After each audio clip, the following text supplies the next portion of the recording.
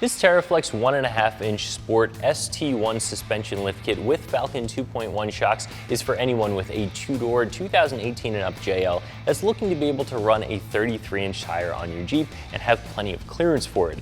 If you want to go with a smaller 31-inch tire, you can probably get away without a lift kit, and if you want to go up to a 35-inch tire, you might be able to squeeze them on here, but you are going to have a little bit of a clearance problem, especially if you're trying to go off-road, so this is really designed for that 33-inch tire. This is going to be a strong 2 out of 3 wrenches for the installation. Even though it's a spacer lift kit and doesn't include springs, it is still a lot of disassembly and a lot of reassembly to do to get this installed, but we'll show you how to do it. And if you have some hand tools and a jack and a set of jack stands, you can do this in your driveway if you choose to. So this is going to be a very simple lift kit. It's going to include spacers for both the front and the rear of the Jeep, and they're going to go right above those factory isolators, so you're using your factory springs here, and it's just going to provide you with a little bit of additional ride height, but it's not really going to change a lot of the ride characteristics because you're not putting in a different spring. It's not going to have a different spring rate from the factory, so it is going to ride pretty similarly from a spring perspective as the factory suspension would. So it's going to have those spacers. You're also going to get some new longer jounce bumpers, and these are going to be very similar to the factory jounce bumpers in the way that they're built. They have that same really high density foam so that when the suspension does come to a full compression, it's not going to be a hard stop. It's going to be able to absorb some of that shock and be a little bit softer for you. So again, built very much like the factory ones, just a little bit longer. And the additional length is because now we're running that spacer and also because of the length of the shock. And the shock is really what shines in this lift kit, in my opinion. That's where a lot of the cost is wrapped up, and that's what's really going to give you a great, comfortable ride on-road and off-road, but also a lot of control off-road, especially if you're doing some more high-speed wheeling. Maybe you're hitting the washboards, you're out in the desert. These are going to provide a lot of control and comfort. So this is going to be the Falcon 2.1 shock. Falcon does offer a couple of different shocks. Some of them are going to be reservoir shocks, some of them are going to be adjustable, so the cost can certainly go up from here, but this is going to be one of the more basic shocks. This is still going to be a monotube shock, which means that it doesn't have an additional wall inside the shock body here. This is the actual wall of the shock, which means there's a ton of space in the shock. As you can see, it's a really large body. And what that space means is that you can have a really large head on the piston inside the shock, which means you can do a lot of damping. You're also going to have a lot of shock fluid inside of the shock, which is going to help to dissipate heat. And that's really, really important when we're talking about a shock. You're going to have an aluminum body on the shock, which again is all about heat dissipation. It's going to have a really large piston here, which means it's going to hold up really well over time. Same thing with the rubber that's in both the bottom and the top mounts of the shock. They're designed to stay nice and quiet. You're not going to end up with any rattles or any additional movement out of those. They're going to hold up really well. So it's a shock that's built very well, built for longevity, but also built to provide that really comfortable and controlled ride on-road and off-road. Now, because this lift kit not only includes shocks with your spacer lift kit, it includes a really high-quality shock. This is certainly going to be more expensive than a lot of the other 1.5-inch spacer lift kits on the market, even some that include some of the lesser shocks out there. This lift kit's coming in at right around $1,000. Now, if you are just looking for a small lift kit that's going to allow you to run a set of 33-inch tires, but is going to ride as well or even better than that factory suspension did, you're going to want a high-quality set of shocks, and this is going to be a really nice lift kit choice. Like I said before, we're going to give it a 2 out of 3 wrenches for the installation. Let me walk you through the process. For this installation, you'll need a variety of sockets from 13 to 22 millimeters, also a variety of wrenches from 17 to 22 millimeters. We drove all of those sockets with a variety of different tools, from our 3/8 electric impact to our 3/8 pneumatic ratchet and our 1/2-inch pneumatic impact. You'll also need a trim removal tool, a pair of pliers, and a small screwdriver. The first step in this 2 out of 3 wrench installation is going to be disconnecting the sway bar end links at the axle. We're going to do that first, but the process of uninstallation is really removing or loosening anything that keeps the axle from drooping. Then we can droop the axle down, get that spacer in above our spring, and finally swap out the shocks before we move on to the back of the Jeep. But again, we're starting right up here with our sway bar end links at the axle, so grab a wrench and we'll get that loosened up.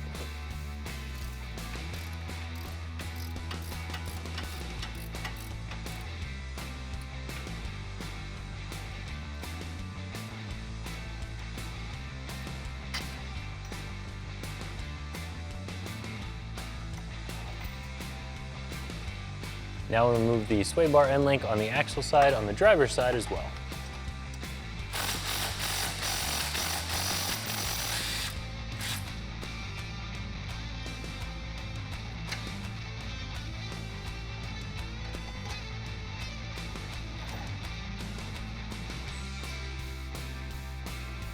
Before we pull the bolt out of the track bar on the axle side, we're going to throw a couple of pull jacks underneath the axle.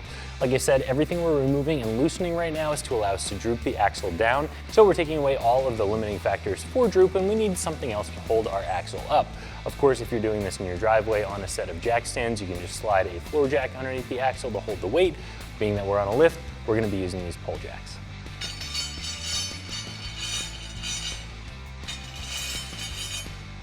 With the axle supported, we can remove our track bar bolt on the axle side. So we're just going to swing the sway bar up out of the way so we can get a wrench on there and remove that bolt.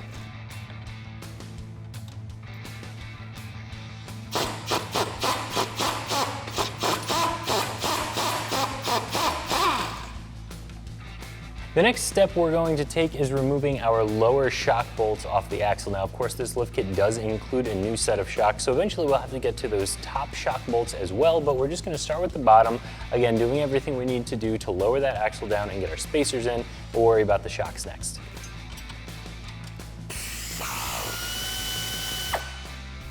Once you have that lower shock bolt over here on the passenger side, you can do the same thing on the driver's side. While we're over here on the passenger, we're also going to remove our brake line bracket that organizes our brake lines, keeps them from getting pinched, and that bolts directly here to the lower control arm. So we're going to remove that bolt. Once that's out of the way, we're also going to unplug our axle disconnect.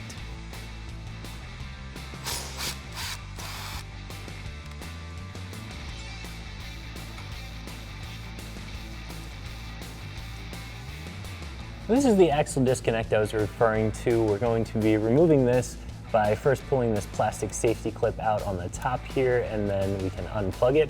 After that, there are a couple of cable straps up a little bit higher that we'll have to remove as well. So we have a small screwdriver. We'll pull that plastic clip out of the way here.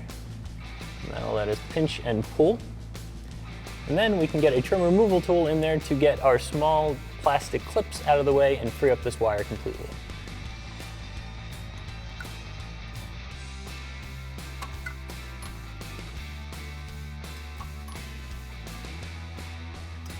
After unplugging the axle disconnect on the passenger side, we're back over on the driver's side to remove the lower shock bolt.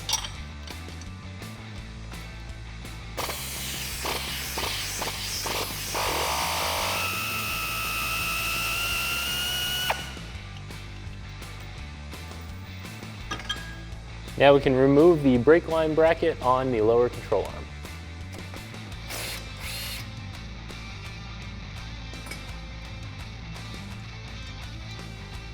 Over here on the driver's side, we don't have any electronics to unplug, but we do have the differential breather that we'll need to disconnect. So we have a pair of pliers to pinch the clamp here. And slide that back a little bit. There we go. And then just pull the hose off and set it aside. At this point, we can lower our axle down to take the weight off of our springs, get the springs out to get our spacers in place. So we're going to crank down on both of our pull jacks at the same time, lowering that axle.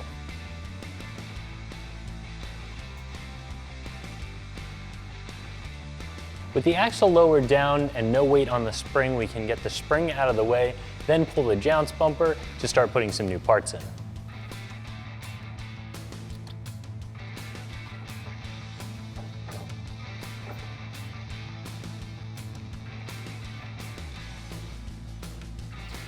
We're also going to pull down the factory isolator because this is going to go on the bottom side of our spacer. Now we can do the same thing on the driver's side.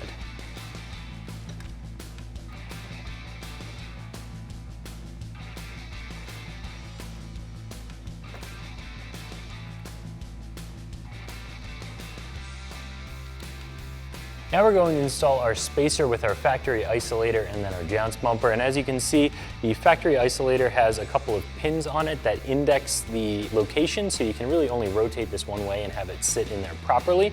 And the spacer is going to accept that. As you can see, they sit together quite nicely.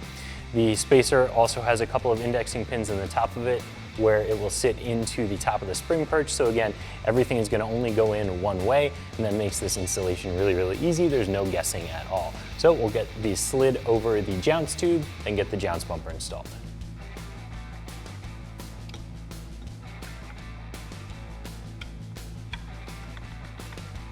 So this is our new longer jounce bumper, and it's going to go right in place of our factory jounce bumper, and these really just press into place. There are a couple of punch tabs on the bottom of the jounce tube that squeeze into the foam, holding them tight. Now, the factory ones did come out pretty easily. They didn't fight us too hard. These ones may or may not give us a little bit of trouble going in. It's really just a game of putting enough pressure on them for them to pop in place. If you do have some trouble, you can try a little bit of silicone lubricant to help you slide these into place.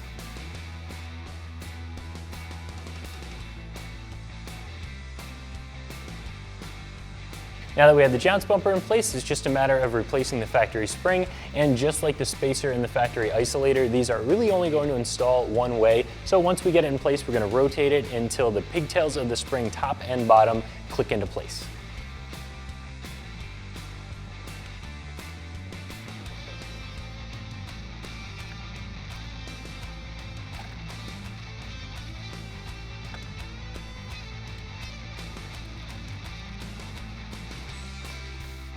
Then we can jump over to the other side, do the same thing.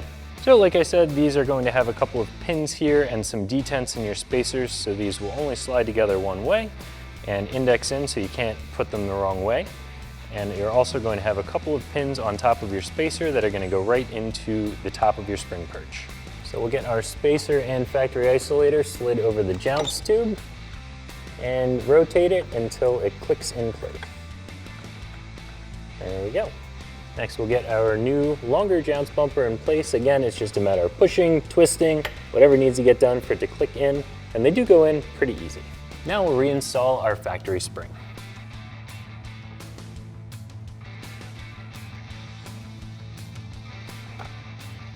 Once we have it in place, just like on the other side, we'll rotate it until it seats, and it'll really only sit one way.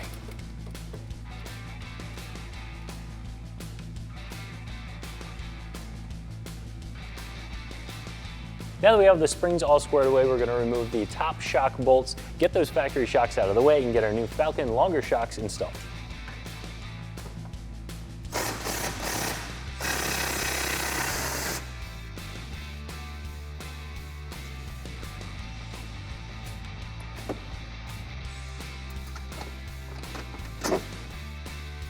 Now we'll get our new Falcon shock installed with the factory hardware.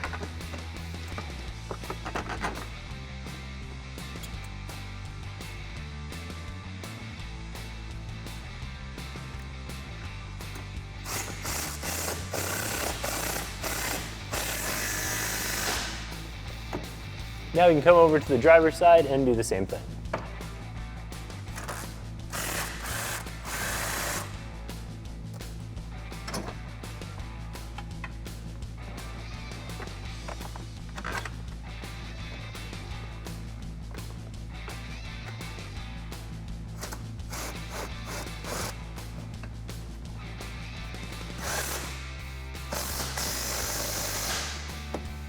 At this point, we can raise the axle back up enough to get the lower shock mounts lined up and get everything reattached with that factory hardware. So we'll start jacking up on the pull jacks.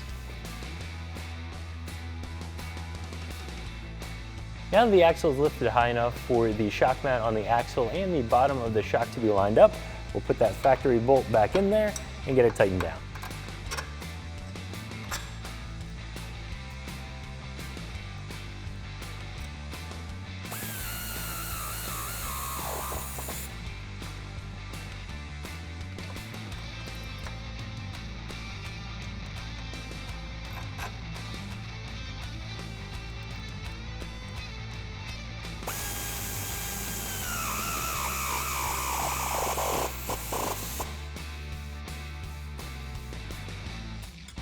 With the shocks all bolted back up, we're going to move on to the brake line brackets and our electronics that we disconnected, bolting all of that back up.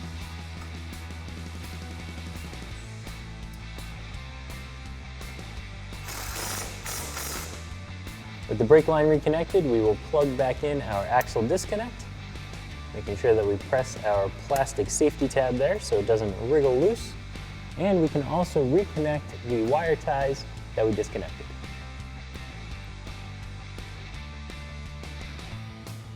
Now we'll come back over to the driver's side, reconnect the brake line bracket over here and the differential breather.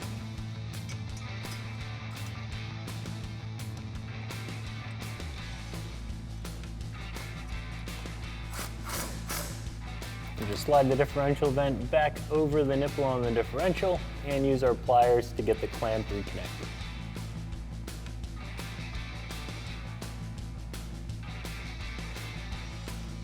Our next step is to swing the sway bar down into place so that we can reconnect the sway bar end links on the axle.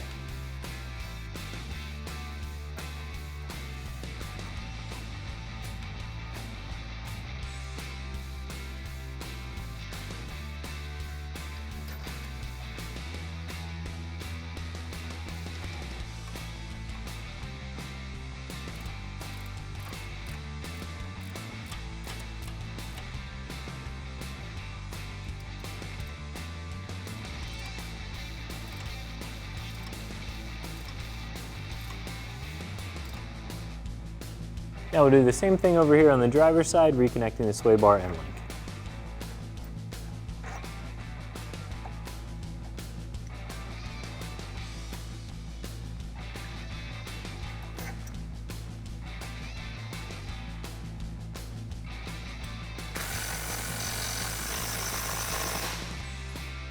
The last step we have to do to get the front end buttoned up is get the track bar re-bolted in place. In order to do this, there are a couple of different methods that are going to work. A lot of people will use a ratchet strap to help pull the axle over and get the bolt hole in the axle aligned with the bolt hole in the track bar. But another way to do it, and this is especially useful if you're doing this in your driveway on some jack stands and jacks, is to put the tires on the Jeep, get the Jeep sitting under its own weight, and have a friend sit in the driver's seat and just turn the steering wheel back and forth. As they turn the steering wheel back and forth, that will shift the body over the axle and help to get things lined up. And in fact, it also works in our scenario with the Jeep on a lift here. So we have a buddy up there, we're gonna get him to turn the wheel hard over. And as you're gonna be able to see, this will line up the track bar for us without needing to use that ratchet strap.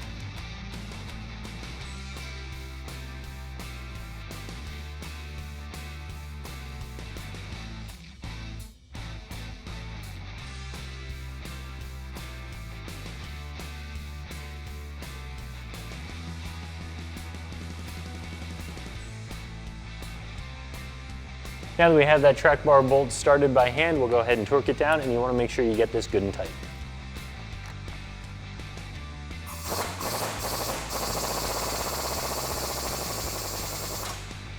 And that's going to do it for the front of the Jeep. We're going to get the pole jacks out of here and move on to the rear. So we'll get our pole jacks placed under the rear axle in the same way as the front. We want these taking the weight. Then we'll go ahead and remove or loosen anything that's keeping the axle from drooping. Again, just like the front, get those springs out and then get the shock swapped.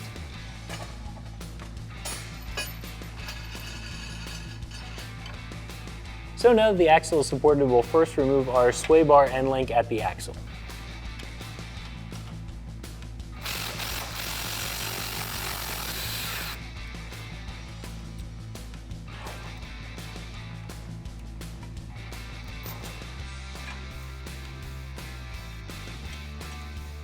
Now we can remove our lower shock bolt.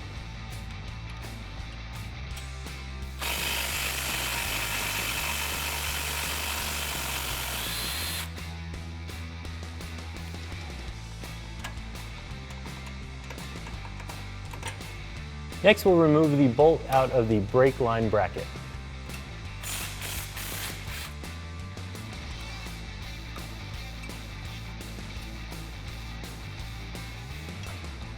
Now we jumped over to the driver's side and we're going to disconnect the same three things. On this side, we're going to start with the shock, just because it gives us a little bit more space to then access that sway bar bolt.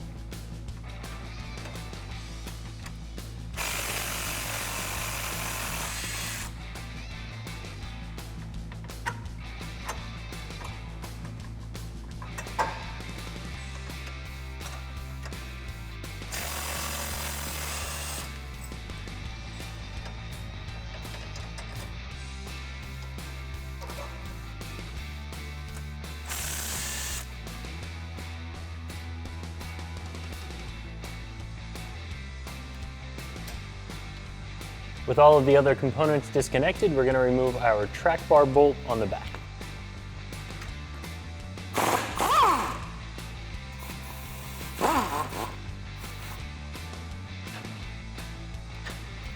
The last thing that needs to be disconnected and removed before we can droop the axle and remove the springs is the emergency brake line bracket. So this is just a bracket that helps to organize those brake lines, but if you remove it, it gives you a little bit more droop, a little bit more stretch on those brake lines. And this is actually a part that we're not going to be reinstalling as per the instructions. That way, if we do go off-road, you want a little bit of additional articulation, you're going to be ensured that you're not going to pull those lines taut without that bracket. So we're going to use a series of extensions on our impact here to get in there and get that bolt removed.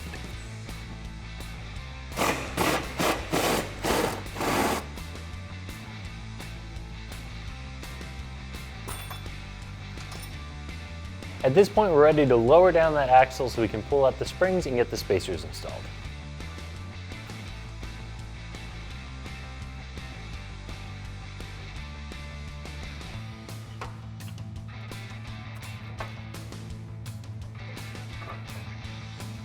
Just like in the front, we're also going to remove the factory isolator. With the factory springs removed, we're ready to install the rear spacers. Now, these are going to go on the top side of the spring like the front, but unlike the front, these are actually going to bolt in place. So we'll get them set up there. Again, there's still going to be an indexing pin so the rotation gets locked into place, but we're going to use the included nut and bolt hardware to bolt this in place. So we're actually going to be dropping the bolt with the washer on it in from the top side of the spring mount. Then we'll slide the spacer in place, again indexing it where it needs to be, and put the nut on the back side. Before we do that, there's also this large C-shaped washer that's going to slide in on the top side of the spring perch. So we have a little bit of assembly to do here before we can tighten down over our spacer. Because the top of the spring perch and the bottom of the tub are so close together, you really can't get this long bolt in there, which is why you have this slotted washer. So we'll pass the head of the bolt up through the bottom of the spring perch here through this large hole, and we can slide our slotted washer over the top of the spring perch and center it around the bolt, which gives us this setup here. Now we can grab our spacer, slide it into place with the bolt coming right down through the center. As we said before, rotate it until it snaps into place. There we go. And finally, screw the nut on the bottom and tighten it down.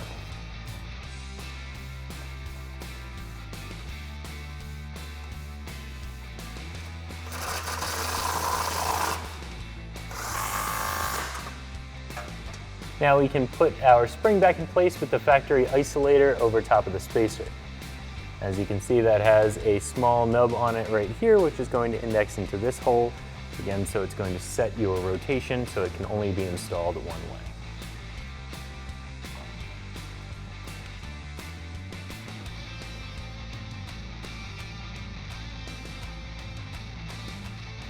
Once the spring is in place, again, you want to rotate it so that it sits up into the factory isolator.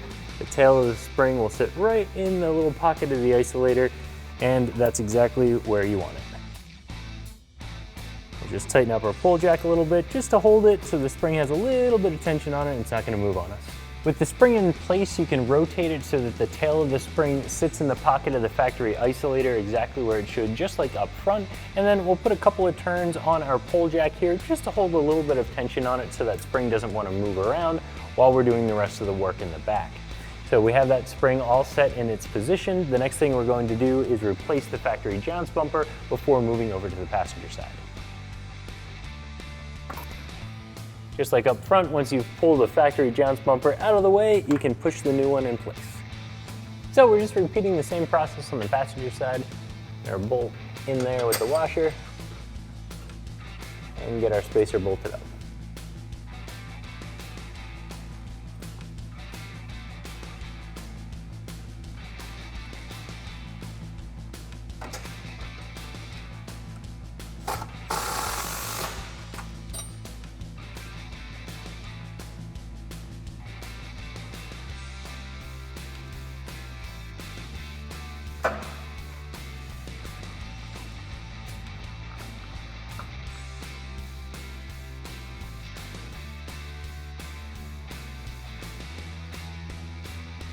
Now that our spring spacers and jounce bumpers are installed, we're going to turn our attention to the shocks before we button up all of the other components and finish up on the rear end here. So we just have to remove the upper shock bolts. Of course, we've already done the lower ones. And they're hidden behind this little piece of plastic here. Now, you can take the time to remove these small 8mm bolts on the bottom and take this plastic splash shield out of the way, or do what we're gonna do and just pull it down, pull it out of the way a little bit. It's gonna flex plenty to be able to get on that 18mm bolt and remove the top shock bolt. Then we'll pull that down. There's the bolt we're looking for right there, so we'll get our impact on there and get it loosened up.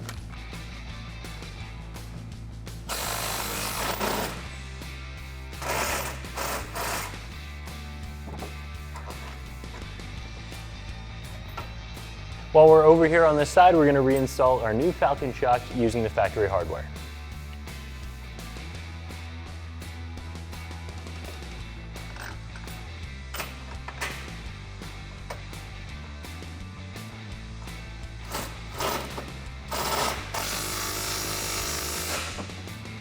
Once we have the bolt tight, we can just pop our plastic shroud back up into place. Now we can do the same thing over here on the driver's side.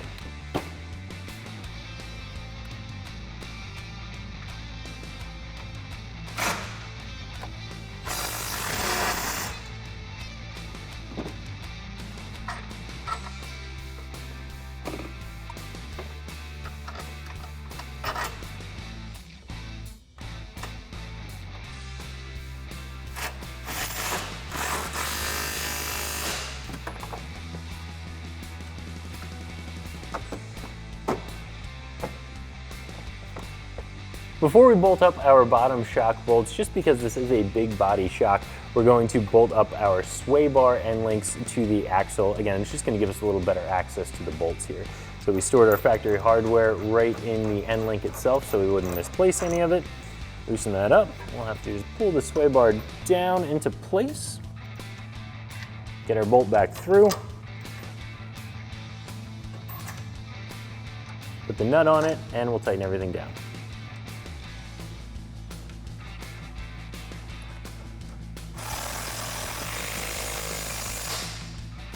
While we're over on this side, we will bolt up our lower shock bolts and also our brake line brackets. As you can see, a little bit of distance between the bottom shock bolt hole and the bracket on the axle, so we're just going to jack up our pull jack to get everything lined up.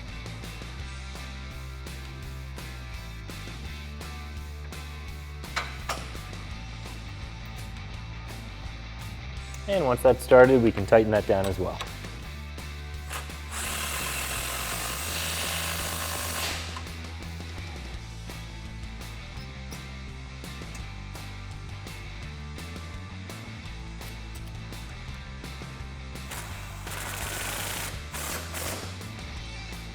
Again, we'll start with the sway bar. That'll give us the most room to get this bolt tightened. And unlike on the other side where we could just pull the sway bar down, on this side we have to jack the axle up to get the mounting holes to line up.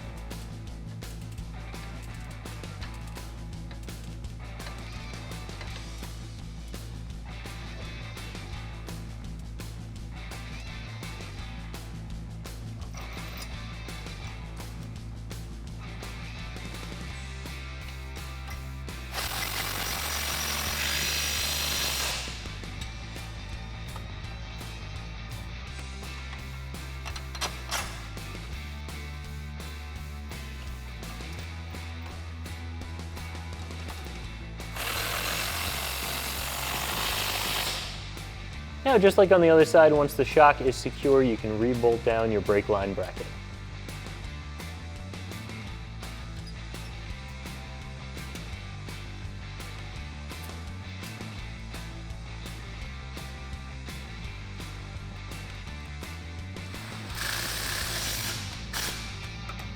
So the last thing we need to do before we put the tires back on the Jeep and get it on the ground is reconnect the rear track bar. But as you may or may not be able to see, we have about half the bolt hole showing, so we just need to twist the axle a little bit by using the pull jacks to get it aligned so we can get the bolt through.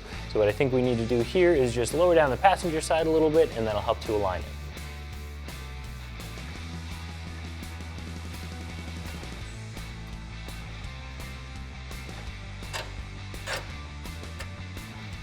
factory flag nut on the back side of the bolt and get this tightened down.